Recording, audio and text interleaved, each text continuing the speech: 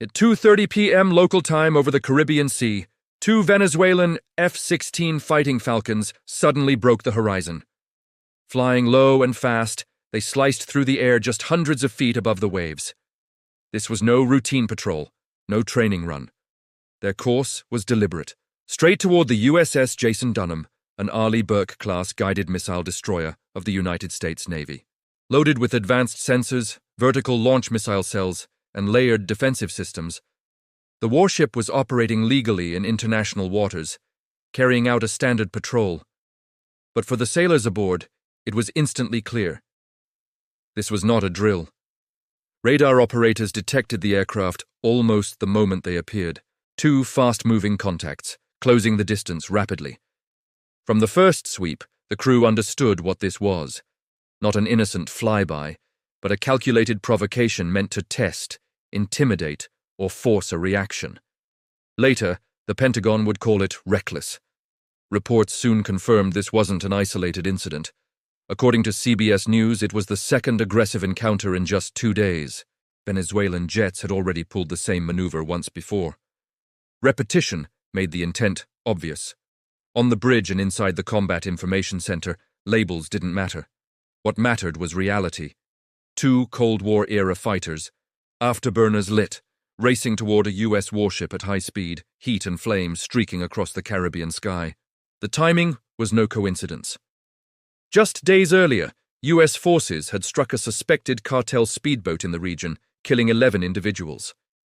Washington declared the mission a success in the fight against narcotics. In Caracas, the response was fury. President Nicolas Maduro condemned the strike as a violation of Venezuelan sovereignty and promised retaliation. These flyovers were that message. But in delivering it, the Venezuelan pilots were exposing far more than they realized. As the F-16s closed in, their low altitude sent shockwaves rippling across the water. Aboard the Jason Dunham, the response was calm and procedural. The ship held course. The crew stayed steady. Its defenses quietly did their job. A formal radio warning went out over an open channel, controlled, unmistakable. Unidentified aircraft. You are approaching a United States warship operating in international waters. Maintain a safe distance. There was no reply. Instead, one of the Venezuelan pilots slammed his afterburner and roared past the destroyer's bow, a flash of orange flame tearing across the sky. But the real engagement wasn't visible. Inside the Combat Information Center, the ship's AN Spy-1 radar, the heart of the Aegis combat system, had already locked onto the jets. Altitude, speed, bearing, electronic signatures, all tracked in real time. Weapons officers brought the ship to readiness. SM-2 surface-to-air missiles stood by in the vertical launch system. RIM-162 Sea Sparrows covered close-range threats. And the Phalanx CIWS Gatling gun waited as the final line of defense. If the F-16s turned hostile, the destroyer could neutralize them in seconds. But the rules were clear. No escalation without direct threat. Firing first could turn a tense standoff into a regional crisis. On deck, sailors watched as the second Venezuelan F-16 screamed directly overhead, so low that its shadow swept across the destroyer IS missile hatches. To an outside observer, it may have looked like defiance. In reality, the opposite was happening. Every radar pulse, every engine flare, every radio transmission back to Venezuelan command was being captured. The ship's AN SLQ-32 electronic warfare system logged frequencies, emissions, and signals in detail. The closer the jets came, the more intelligence they gave away. What was meant as intimidation became a data trap, and the Venezuelan pilots flew straight into it. The Jason Dunham, like all Arleigh Burke-class destroyers, was built to face threats far greater than two aging fighters. Its systems can track hundreds of targets simultaneously, from sea-skimming cruise missiles to long-range ballistic threats. Against that backdrop, Venezuela's F-16s, originally delivered in the 1980s, posed limited danger. Once modern, the fleet has been worn down by decades of sanctions, restricted access to spare parts, and chronic maintenance issues. Many airframes are nearing the end of their service life. Avionics upgrades are scarce. Reliability is uncertain, and that reality was about to matter. Still, in Caracas, those jets remained powerful symbols. Loud, fast, visually dramatic. Emblems of national pride, even if by modern standards they were technically inferior. The USS Jason Dunham stood in stark contrast. The destroyer was not operating alone. It was fully woven into the wider US Navy combat network, backed by surveillance satellites, unmanned drones, and forces tied to a nearby carrier strike group. The imbalance was unmistakable. Cold War relics on one side, one of the most advanced naval defense systems on Earth on the other. As the F-16s maneuvered overhead, they began transmitting radar emissions, simulating targeting runs. To Venezuelan command, this may have looked aggressive. To the US Navy, it looked like opportunity. Every radar waveform was captured, catalogued, and stored. Radio transmissions back to Caracas exposed communication protocols and encryption weaknesses.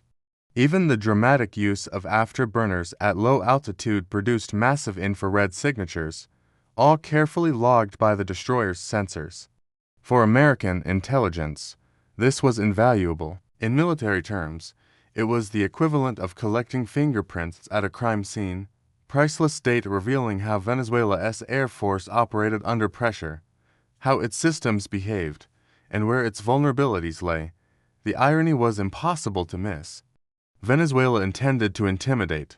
Instead, it exposed itself. Close-range flybys may look powerful on video, but in the modern electronic battle space, every unnecessary radar pulse and every thermal flare is exploitable.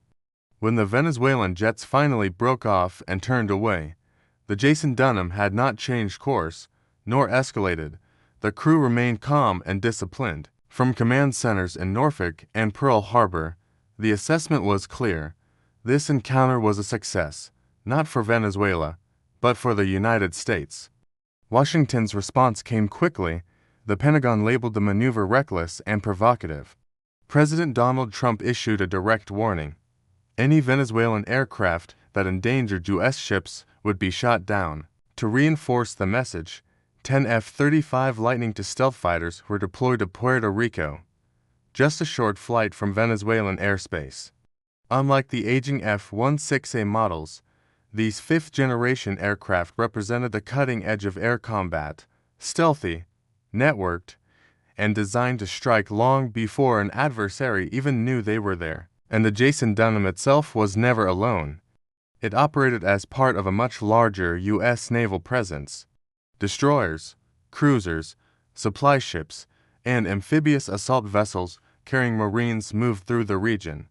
Overhead, P-8 Poseidon patrol aircraft scanned the sea, while drones watched from higher altitudes. What appeared to be a single destroyer on the horizon was, in reality, the forward edge of an entire U.S. task force.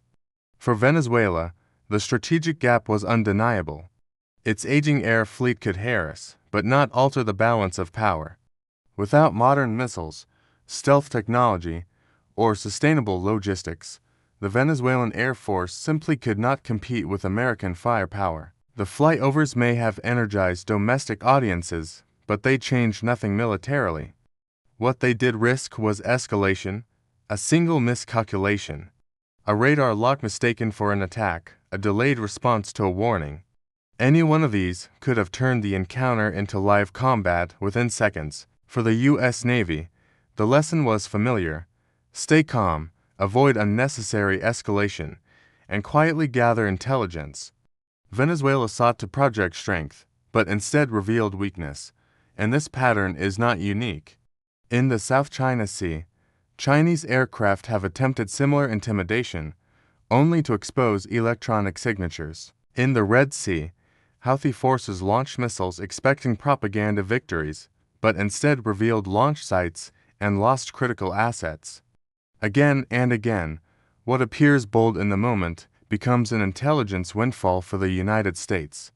By the time the Venezuelan F-16s landed back at base, the Jason Dunham's crew logged the encounter as routine. But the data collected, radar waveforms, communications, thermal profiles, was anything but ordinary. It was now part of America's expanding intelligence library, The broader lesson is simple. In modern warfare, discipline and restraint often achieve more than aggression.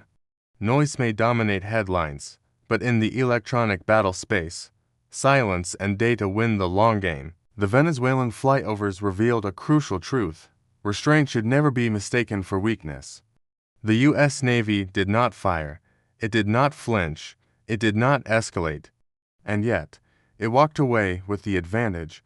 While Caracas left having exposed vulnerabilities it could not afford to show. So the question remains, if you were standing on the bridge of the Jason Dunham, watching two supersonic fighters dive low across your bow, would you have fired, or held steady and trusted the system?